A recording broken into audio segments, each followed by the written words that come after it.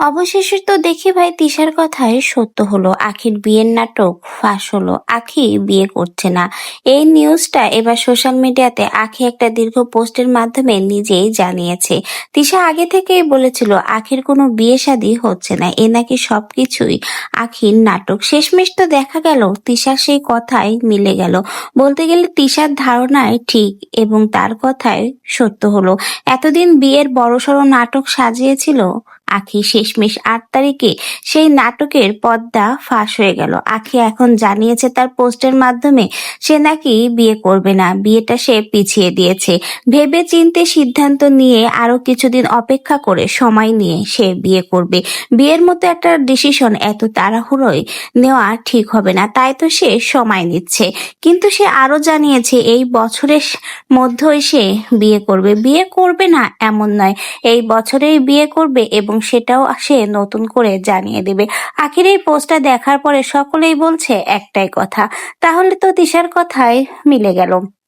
তিশা আহাদ প্রথম থেকেই বলেছিল ৮ তারিখে আখির বিয়ে হবে না। বিয়ে নিয়ে যে সকল তামাশা করছে বা নাটক চালাচ্ছে এগুলো সবই ভুয়া, মানুষকে দেখানোর জন্য, বোঝানোর জন্য, সিম্পেথি নেওয়ার জন্য। ৮ তারিখে কোনো বিয়ে শাদী আখির হবে না।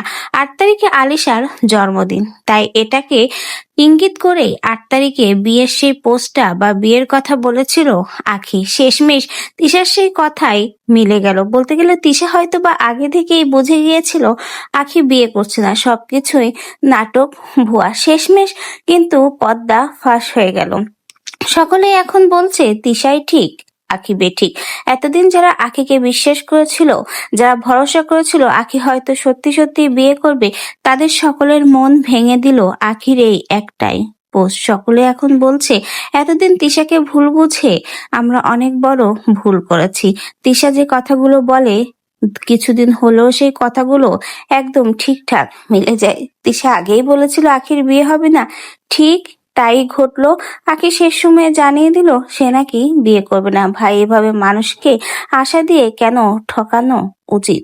এই কথাই এখন সকলের মনে, সকলের প্রশ্ন এখন আখির কাছে।